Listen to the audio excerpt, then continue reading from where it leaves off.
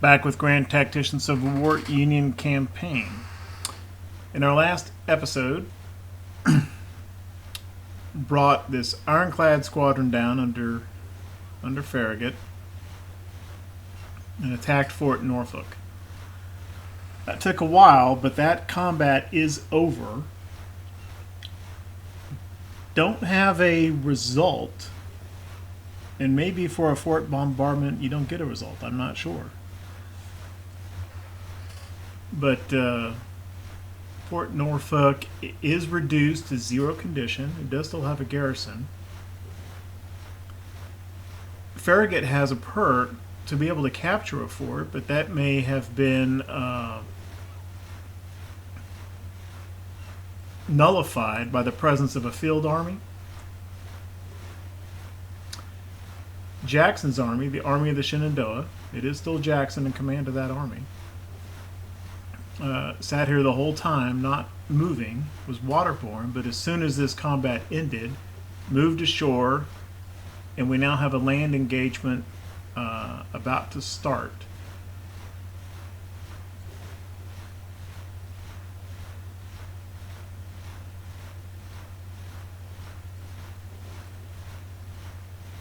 Somewhere around 8,000 men. This says 8,300. This might be an estimate. This may be the actual strength on hand. But anyway, we've got about a 2-to-1 manpower advantage. I don't think Jackson is really attacking into me. More a case of was simply caught here in proximity to the Army of the Chesapeake and had no choice but to fight, I guess. So we will fight this battle, and hopefully once this battle is won, which I expect it will be,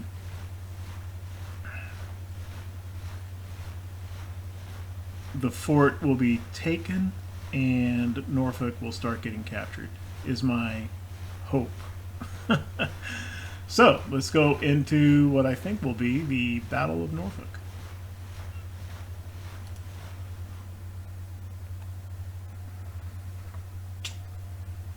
Yeah.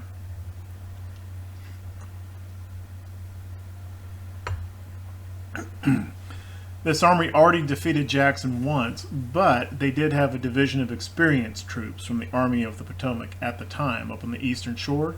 That division has gone back to its parent corps.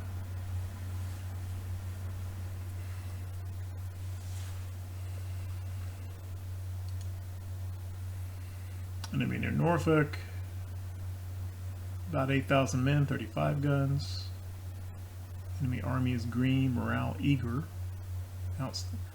It says supply state of our army is outstanding. That must refer only to ammunition, because Smith's army was not in a good supply status for provisions and forage on the campaign map prior to this battle.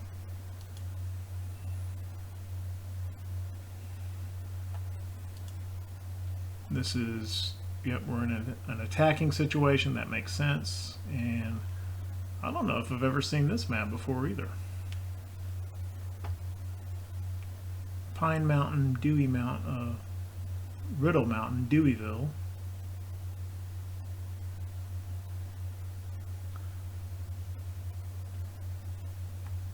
Whatever else, fighting these areas, I'm seeing maps I've never seen before. That's pretty cool. Alright, where is this? Ooh, way up here.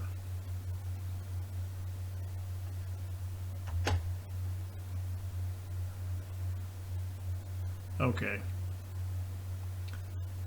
Kind of thinking we're probably not going to see combat today. It's already late afternoon.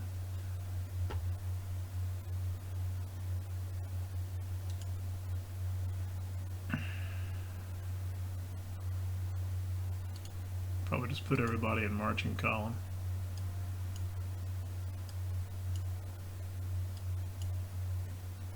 Oh, get out of HQ.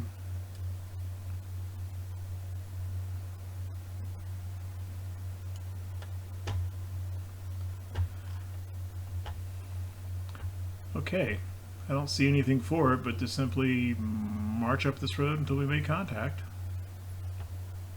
Seems to be the thing to do.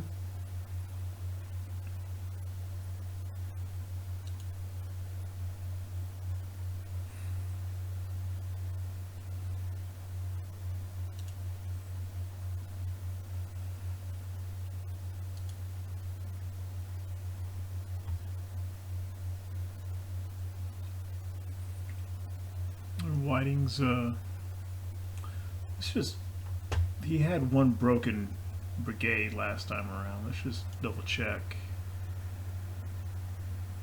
Jackson's brigade, confident, wild confident. Ullman stable. These were the guys that broke last time. And this brigade is a little smaller than the other ones. I think I may have, when I formed this army, the manpower pool was smaller. I may have done smaller sized brigades. That was probably a bad idea. Same thing here. Full size, smaller. Now, just because you recruit a small brigade, they do slowly increase over time. They can eventually get up to full strength. Both of these are bigger than the initial 1,500 recruitment. Frankly, I don't remember why I did that.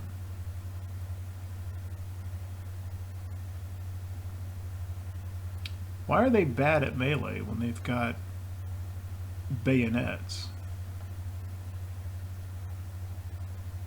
Are they all like that? I guess so. Well, these are poor.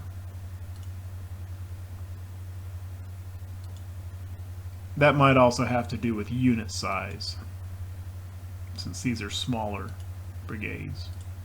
All right.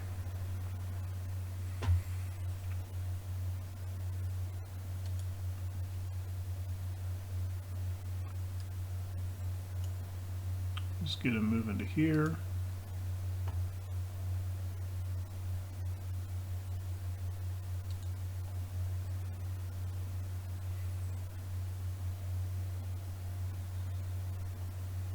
Just wanted to start moving first so we don't clog up the road.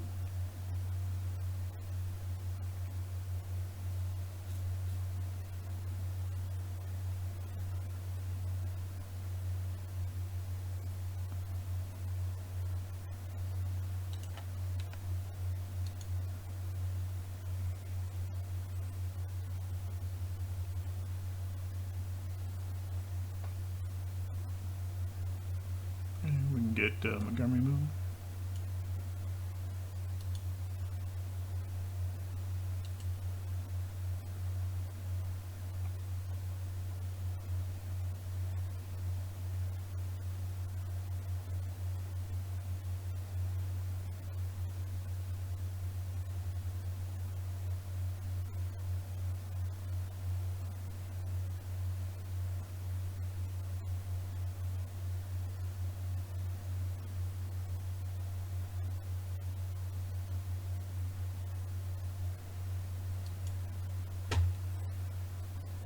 Get the artillery moving.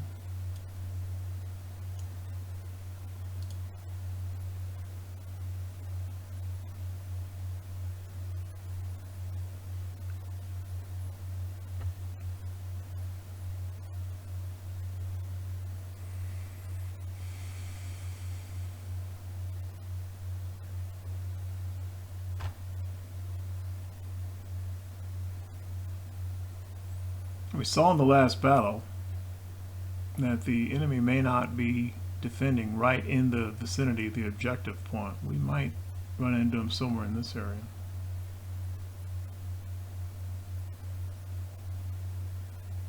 I hope to get through Deweyville before coming to contact, though.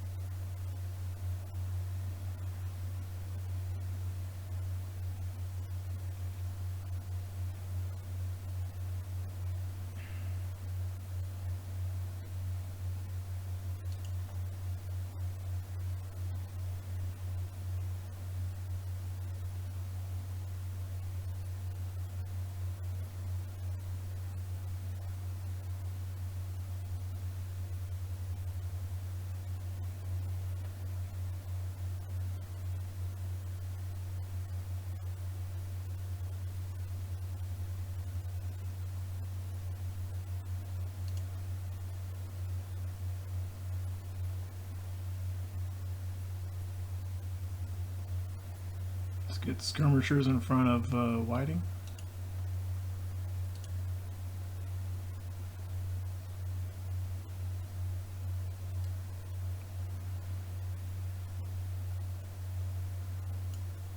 A little bit further than that to here.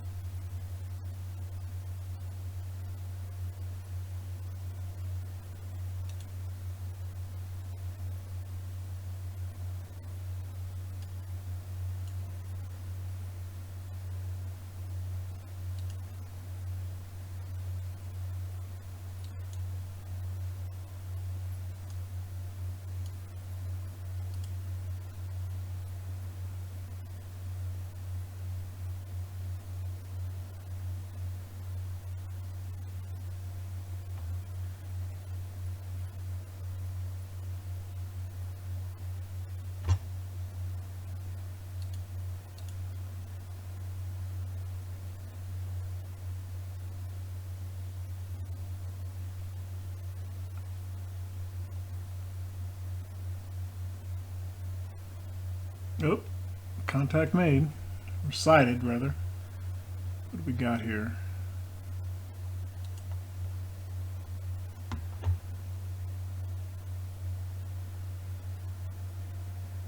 Cavalry and a little bit of artillery. Okay, so he's going to defend right. Man, this is going to be a mess. Okay.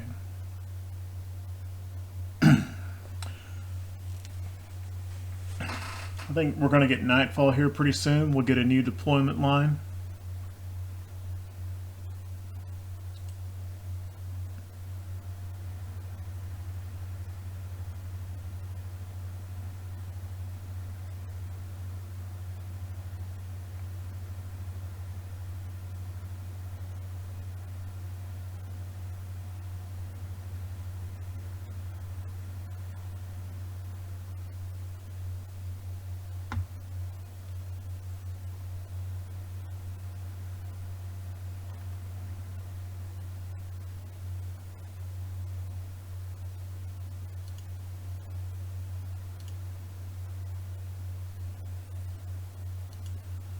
Okay.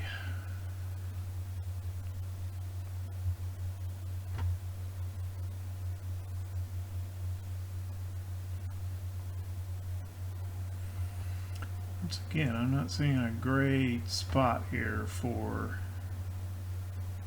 artillery. I think probably right in here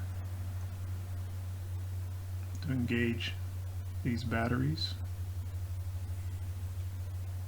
Let's get this artillery placed first.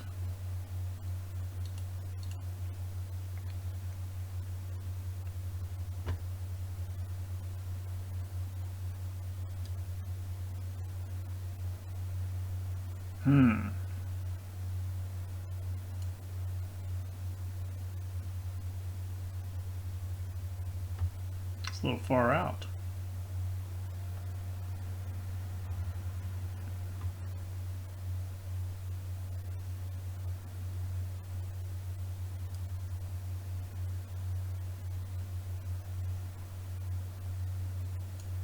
That's going to have to do.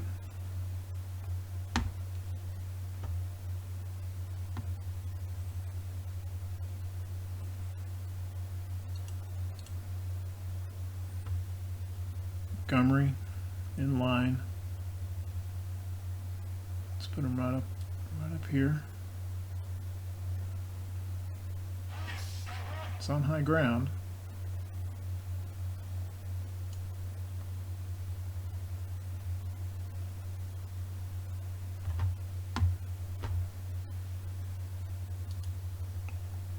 Actually, let's just move him a little bit over this way.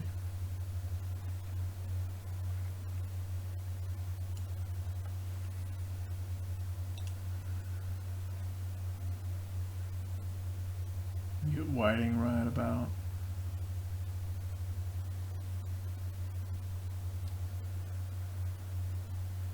Right about so.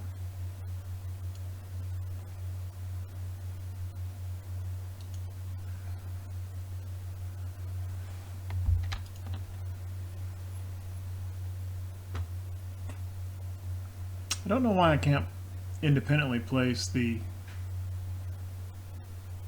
army commander just immediately instead of making him have to move.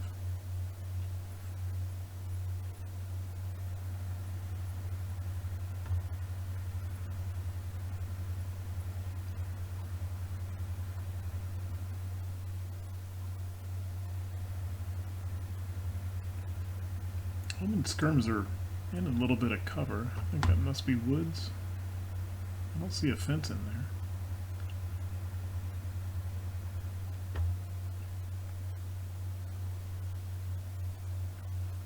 Ooh, there are some entrenchments.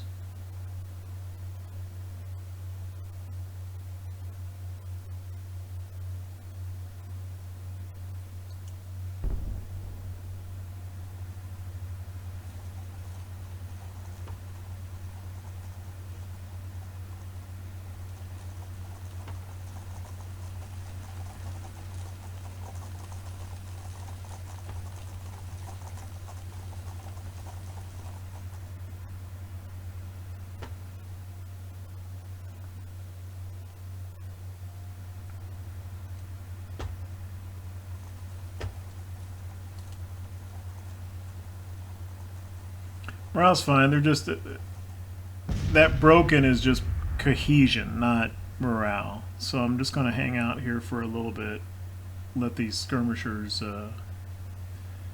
improve their cohesion a little bit. It'll improve. Yeah, somehow these skirmishers are fragmented and broken, but the skirmishers for Lyle's brigade are perfectly fine.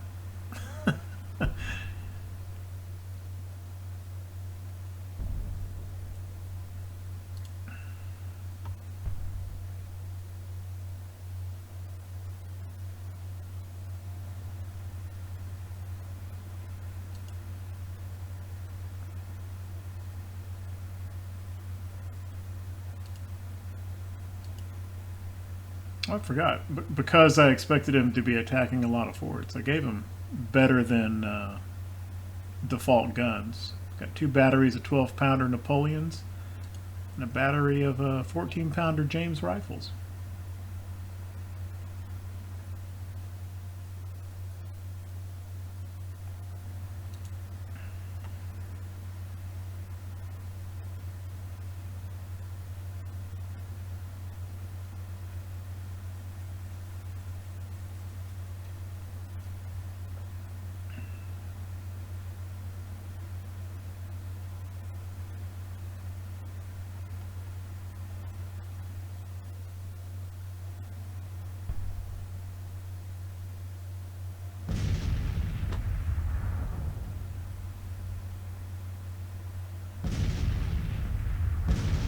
And this battery's kind of all messed up because it's sitting here on this creek.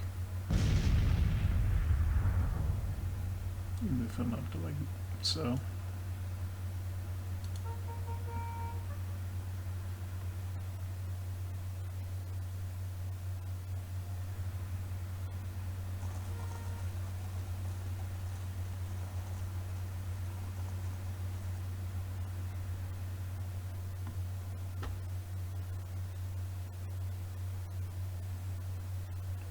Don't know if the artillery is really going to be very well engaged here. Don't really see a better place to which to move them.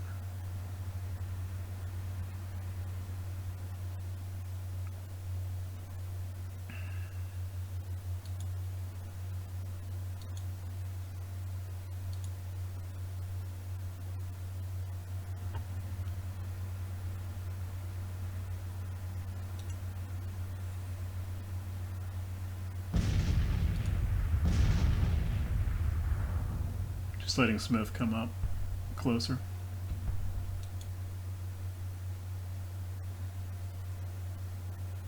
Actually, most of his orders are going to be going to the infantry. Let's move him to here.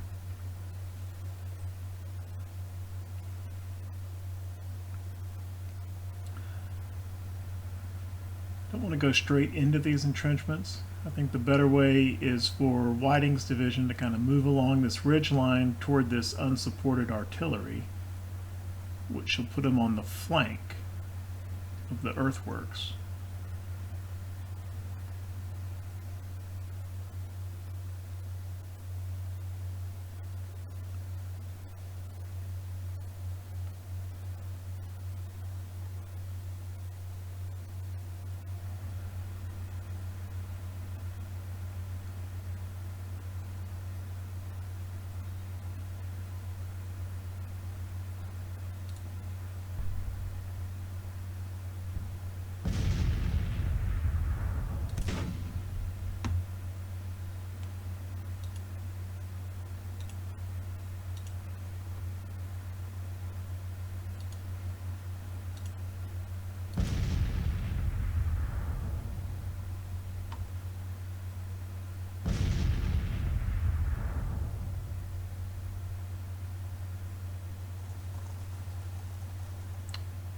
This battery has got some cover, and I don't really see why.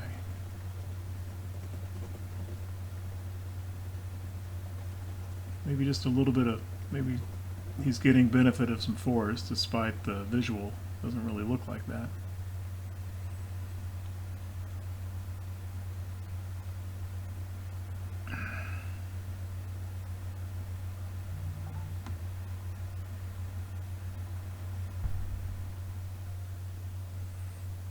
Speed of the two.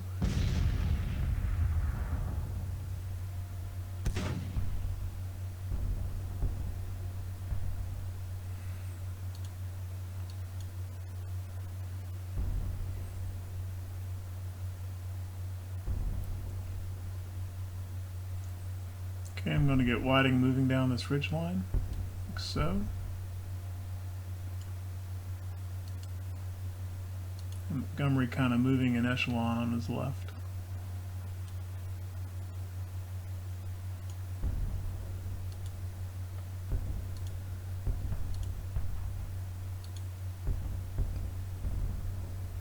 And get Montgomery to put out skirms as well.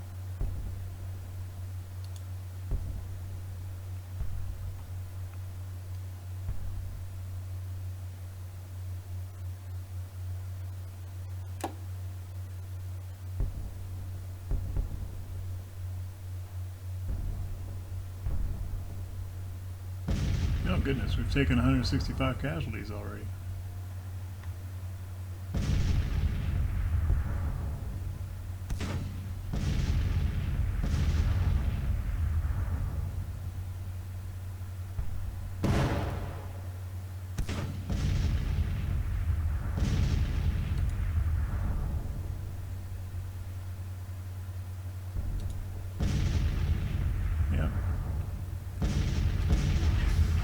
Good target right now for all of our batteries.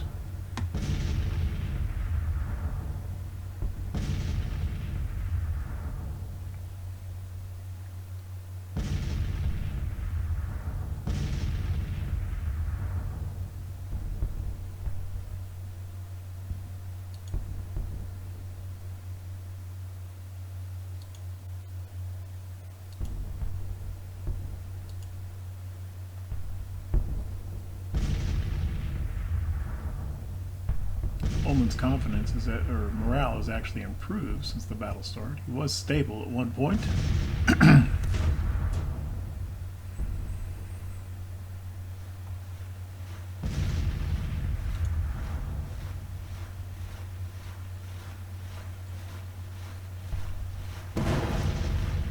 Skirmishers are within range, but I don't know if they can actually see that battery.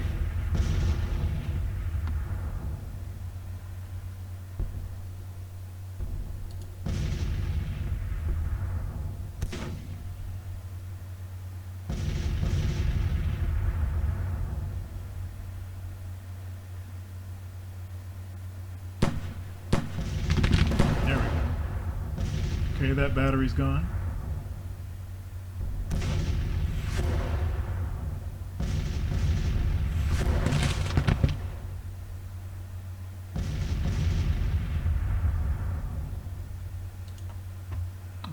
got sight of some infantry now. That's just some skirms.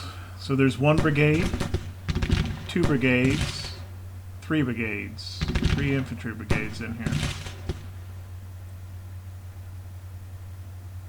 And they are not very big. Well, Bowen is.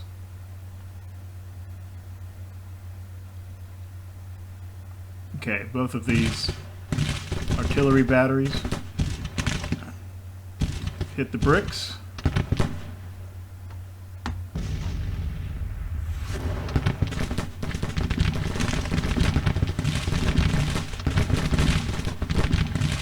Ullman's skirms are engaged. Drayton's skirmishers.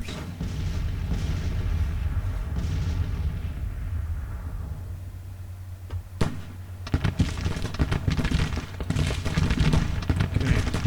I don't know if my guys really have targets anymore. Idle. Idle. 3rd battery firing. Don't know what he's firing at. They don't have sight on any of this. I wonder if they can bombard, though, indirect fire. May not have the range. Doesn't look like it.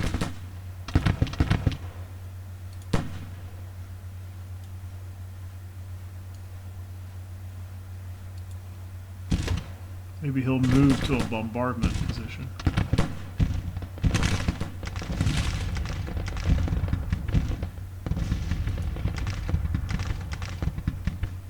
Courier taking that order to him.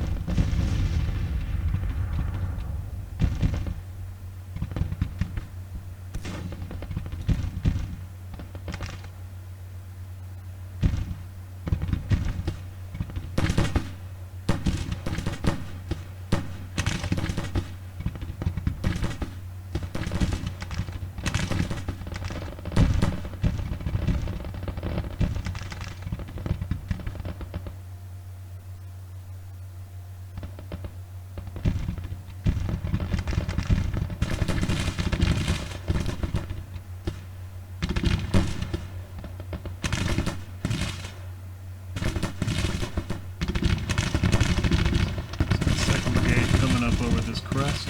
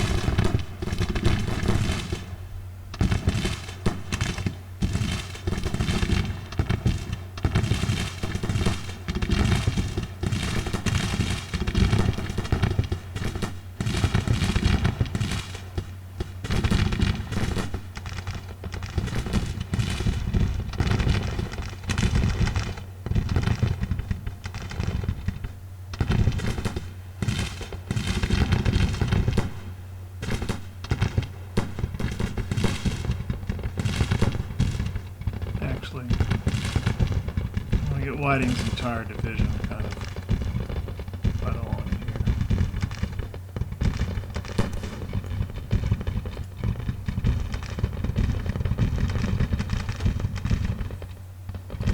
Smith needs to move up.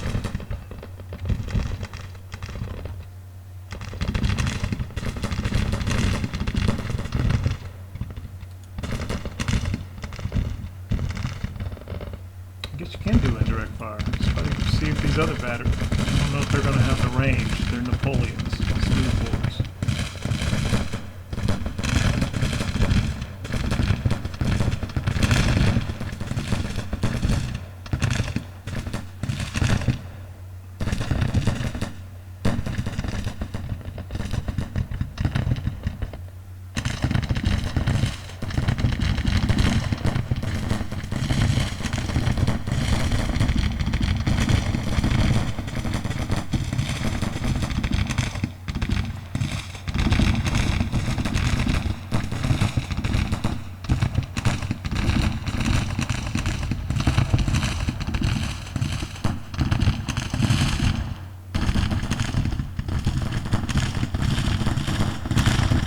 Bowen skirmishers wavering.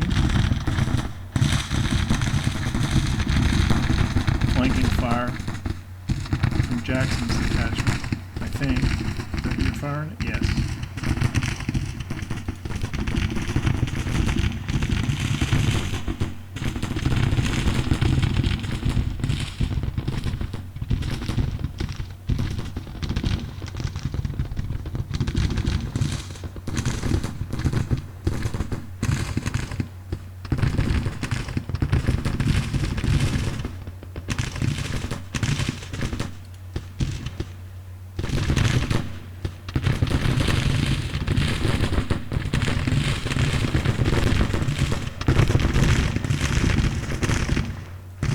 They didn't need to do that. Apparently he's firing just fine from there.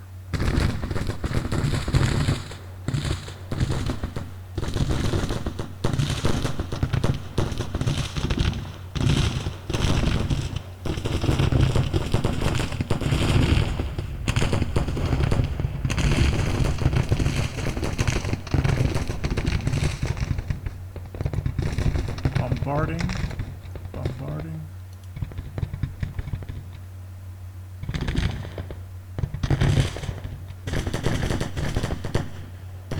Skirmishers driven back.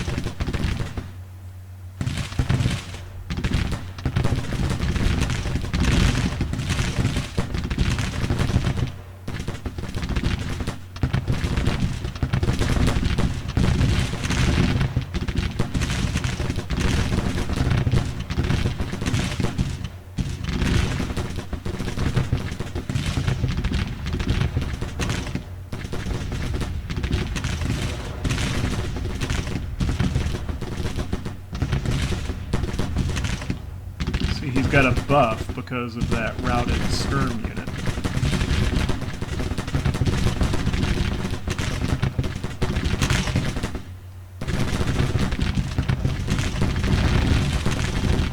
Let's bring this brigade to the top of the crest, get him properly engaged.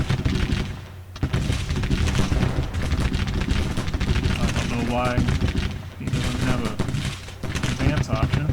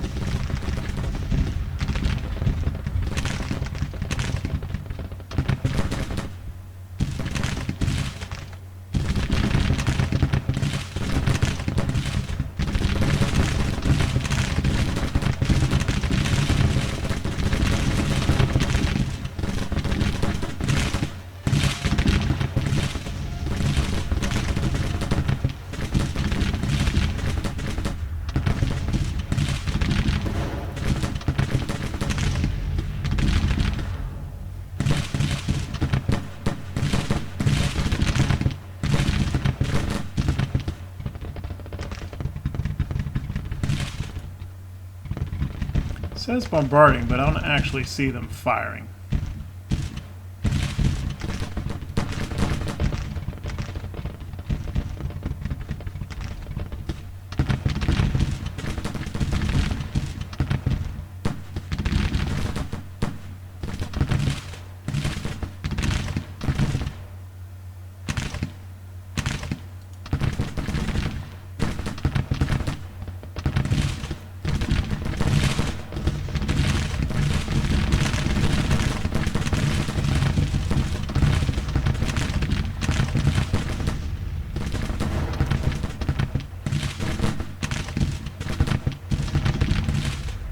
getting winded moving up that slope over here.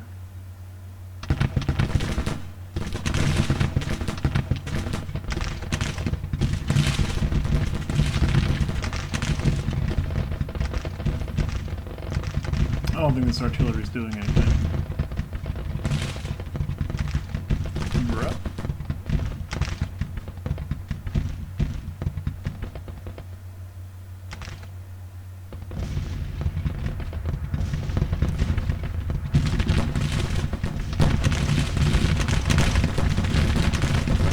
Right up into here.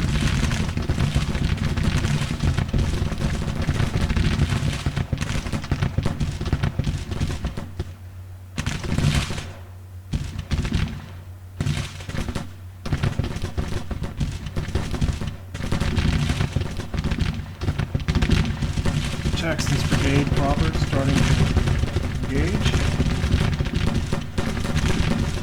Seems artillery fire.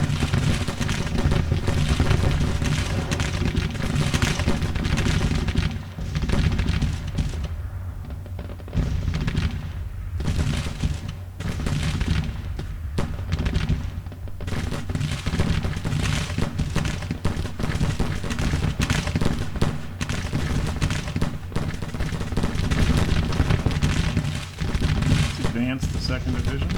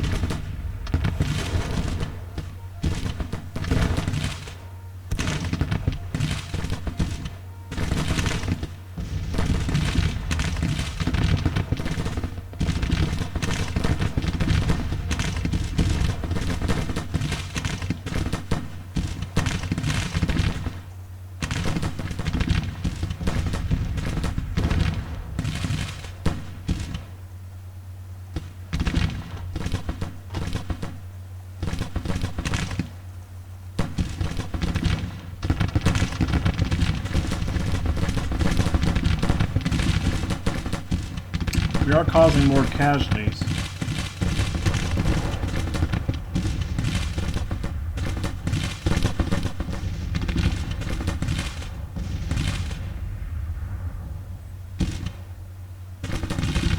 Probably just by virtue of the fact that all our guys are rifle armed.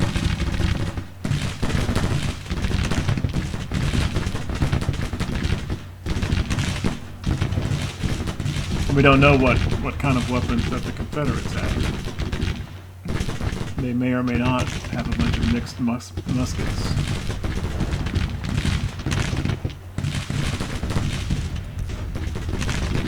Morale here is fine. We're not even taking any resilience losses yet. Coleman's taken a little bit.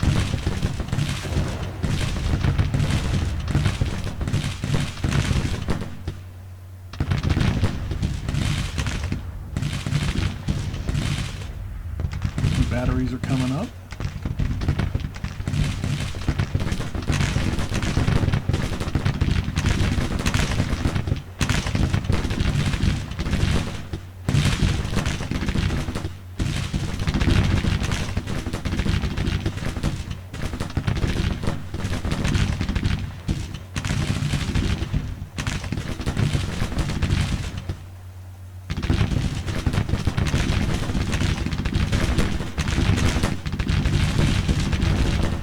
Light casualties so far.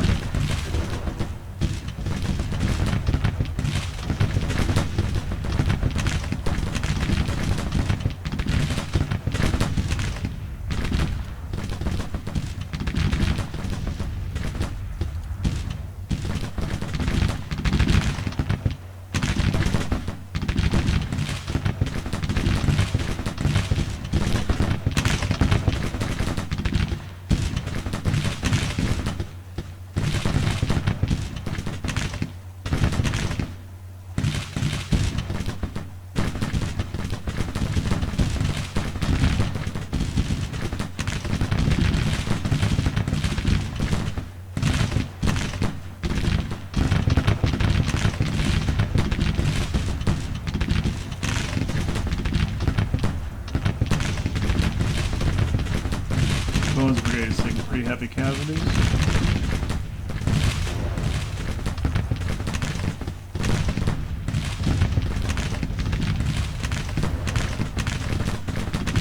Let's advance Montgomery's 2nd Brigade just enough to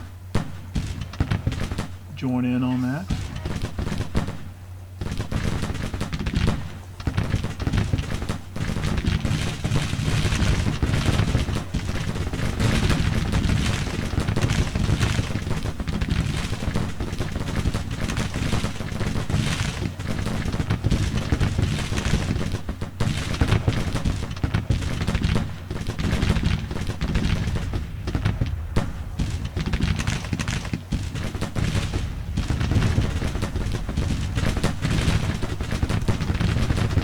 Steinwehr taking some artillery fire coming in.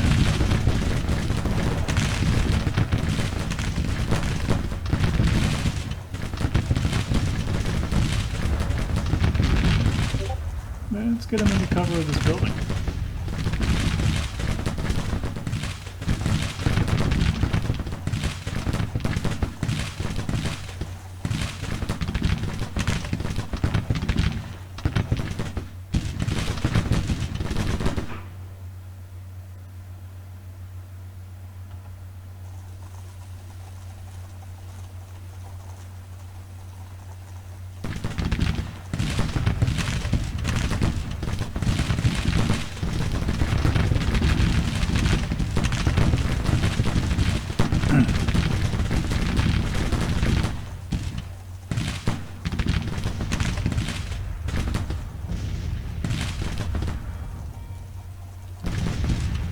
Whiting's guys are pretty tired.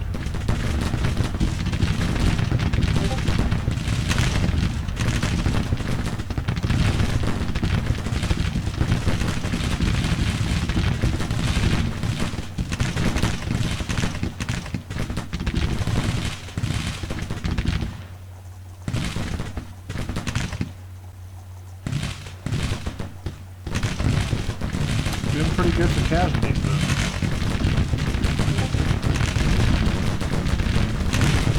Oh, this is going way in our favor now.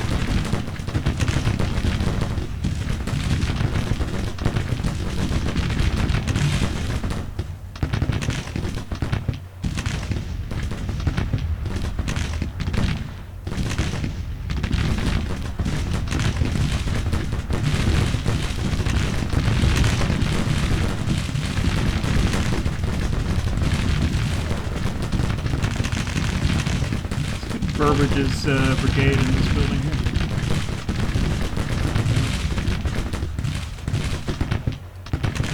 I don't think that quite took the way I wanted it.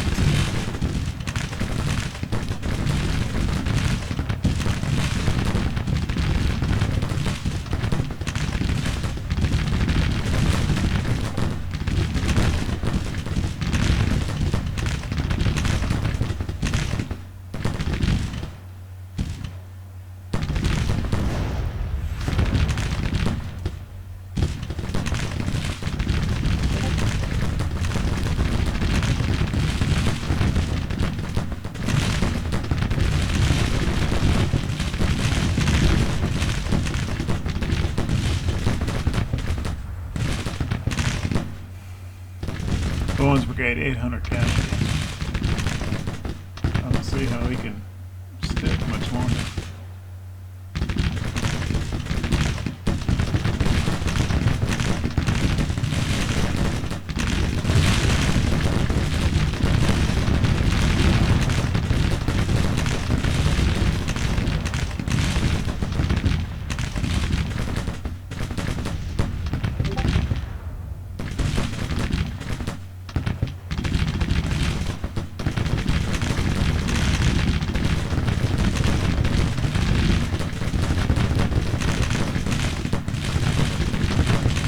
Flanking fire now that these guys have moved up into the buildings.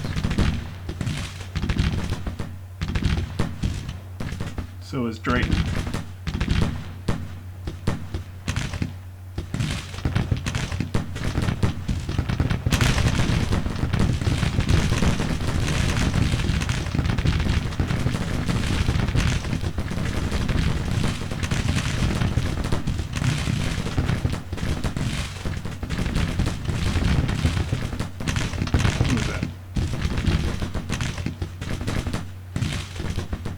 Sibley's brigade.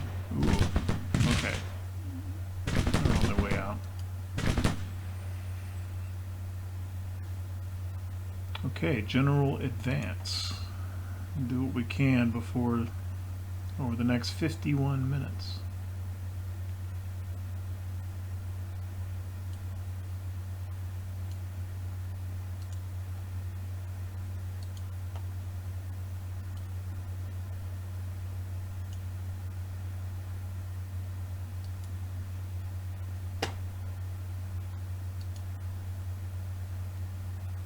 No, they're still under their bombard orders. Let's just give them all. Nope, nope. Here we go. Let's give them all fire at will and unlimber them.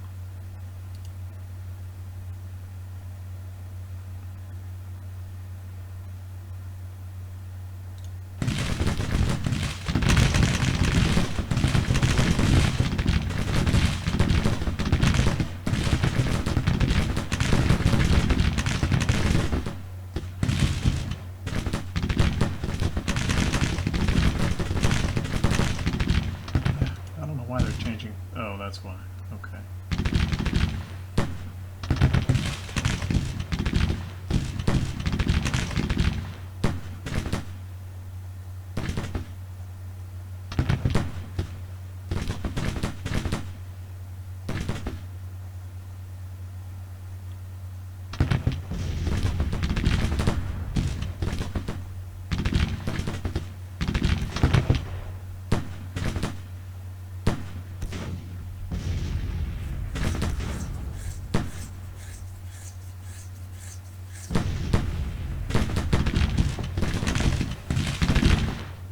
Some of these new brigades, 1st Brigade and 2nd Brigade, have gotten their first experience star.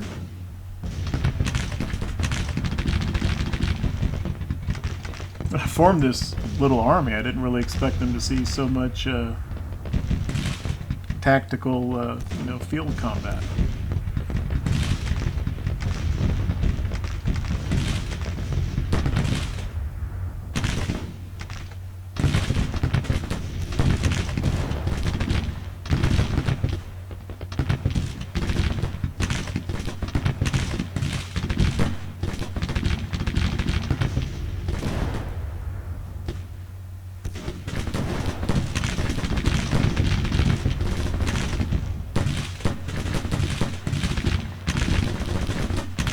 Cavalry was left. He was right there at the beginning next to those batteries when we first made contact. It's called Stewart's Cavalry, under the command of Maxey, apparently.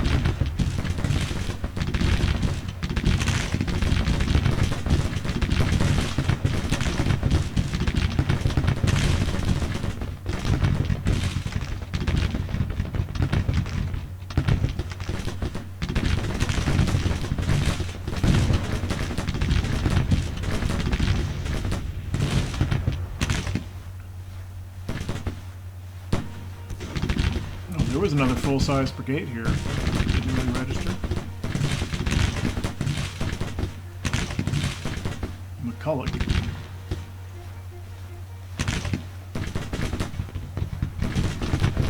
$2,500 casualties.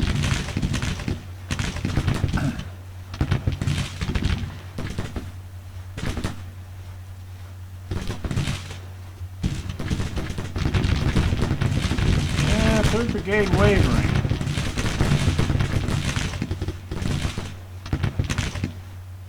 Exhausted. They've taken some flanking fire. They're in cover now. They should be able to just change pace.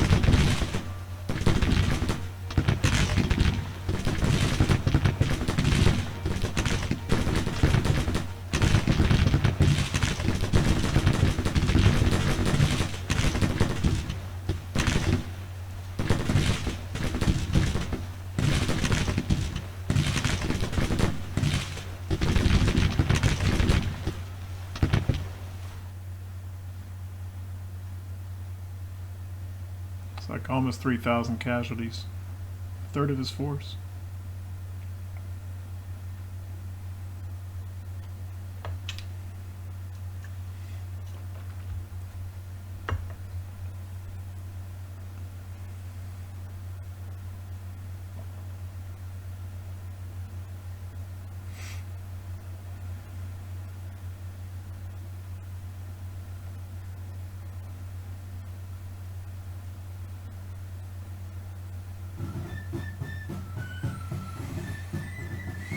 Okay, we took almost 500 infantry losses. Did lose a gun.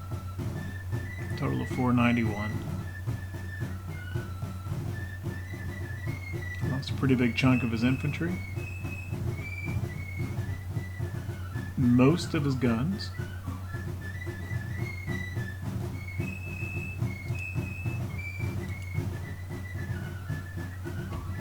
And it looks like yeah,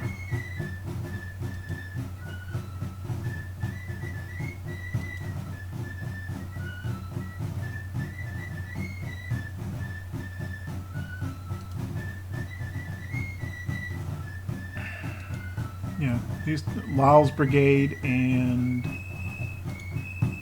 Jackson's brigade gained some experience, as did their commanders. 2 stars apiece. Where's Ullman? Ullman's got a star. Payne's got a star. Alright. This army's getting some experience, having tangled with Stonewall Jackson twice and come out ahead.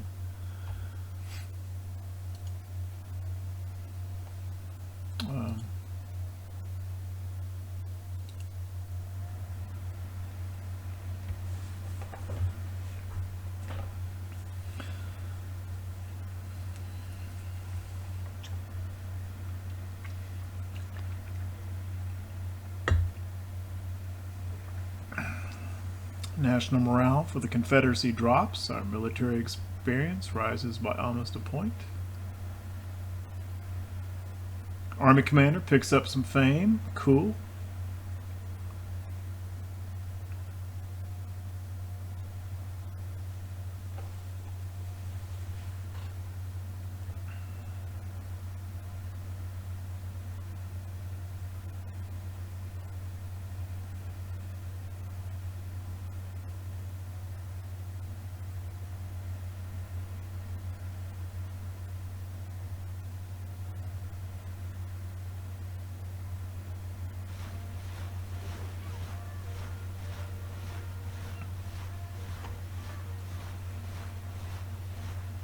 Okay, here's the telegram telling us what we already know.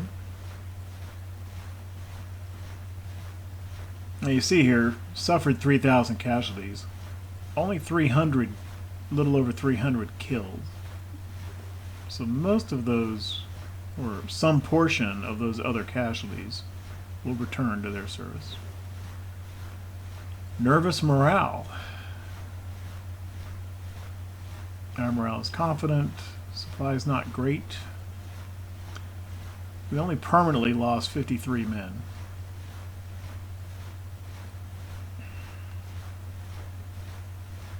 Confederate General Bowen defamed. Okay, now let's see what happens with supply and capturing in this fort.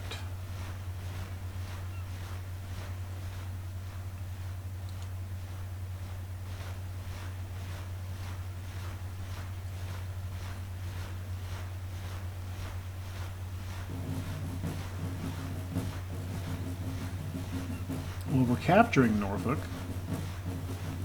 What's happening to this fort, though?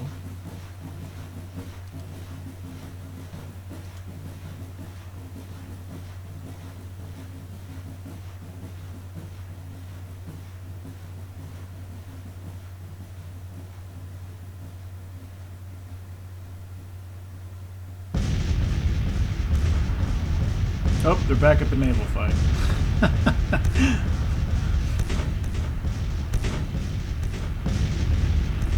Let's see how that is. Oh.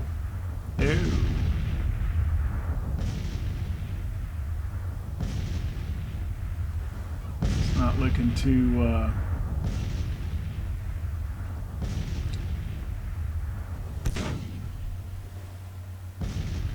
Yeah, he doesn't like the calculation for our side.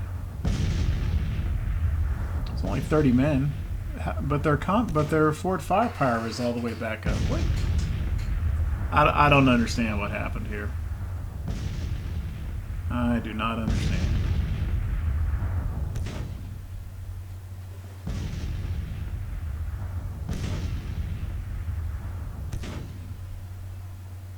And it's counting the fort condition as back up to 100. But on the campaign map it says 0.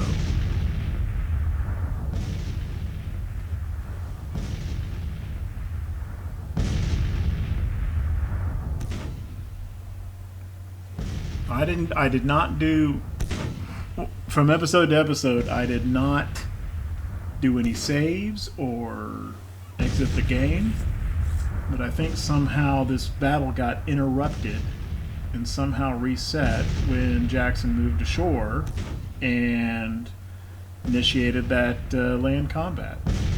It's the only thing I can think of.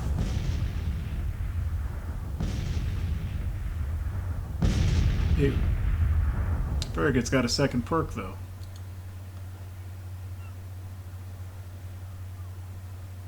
Nope, not that. Bombardment efficiency 5%.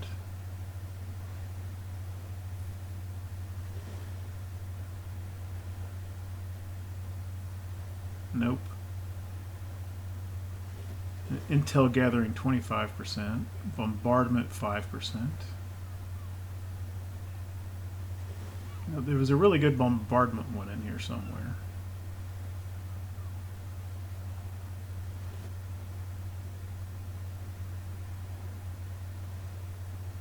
Fighting efficiency versus forts, 25%.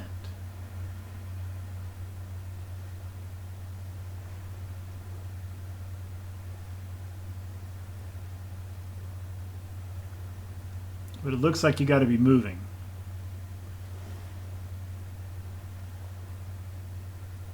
I think this is in the context of trying to slip past a fort.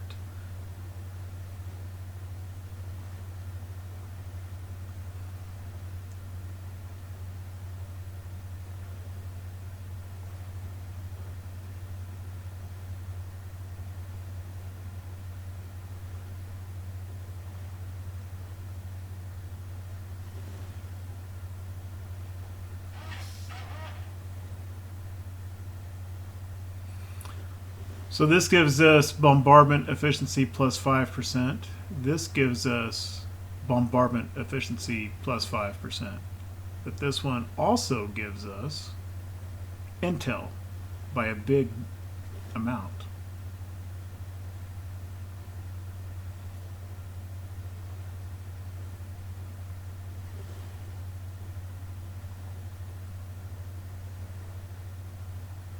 I think I'll go for this one on the third perk if this squadron lives long enough to get one. But I think we'll go with limelights for now. Since these bombardments continue around the clock.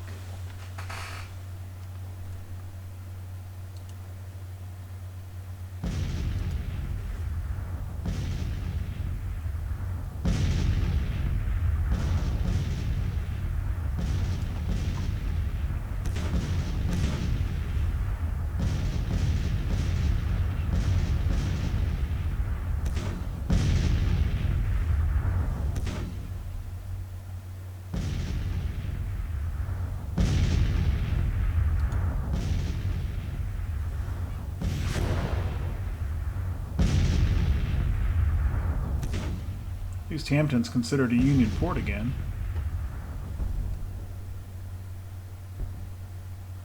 Magruder's Corps, Army of Northern Virginia, 23,000 men.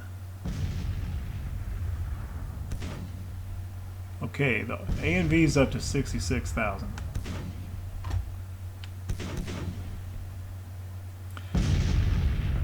In any case, so this bombardment might go on for a while. I don't even know if, I don't think I have the option to disengage that squadron even if I wanted to.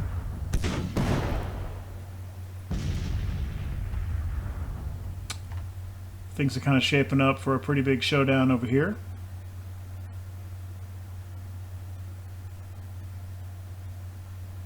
Let's just do a quick look around the battlefield, or the main map. Lyon almost done with his fort. McClellan almost done with his fort.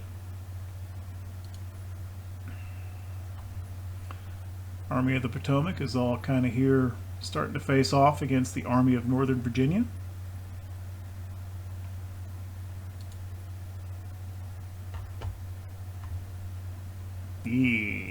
Okay.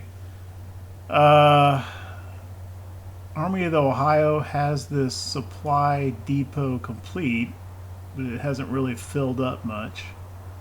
Go ahead and upgrade it. That'll take a while. Supply status. It's improved, but it's still not where it needs to be.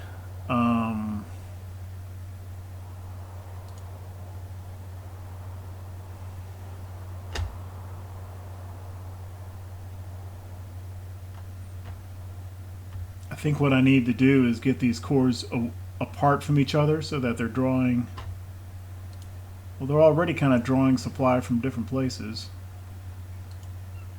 I'm going to move the 1st Corps over here and start trying to take supply from Clarksville. I don't know if that'll help.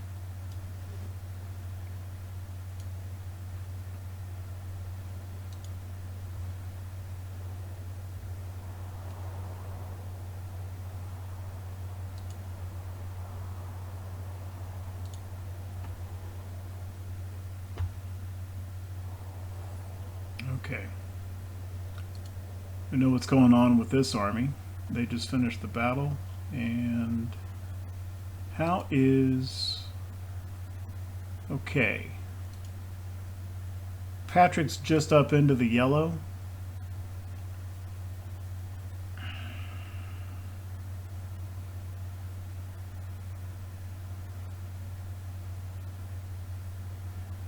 %.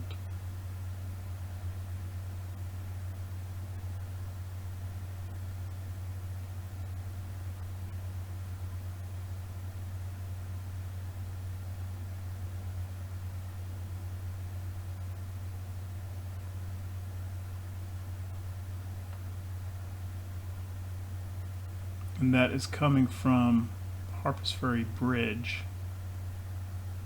See if it improves if he actually gets into Harpers Ferry. It ought to.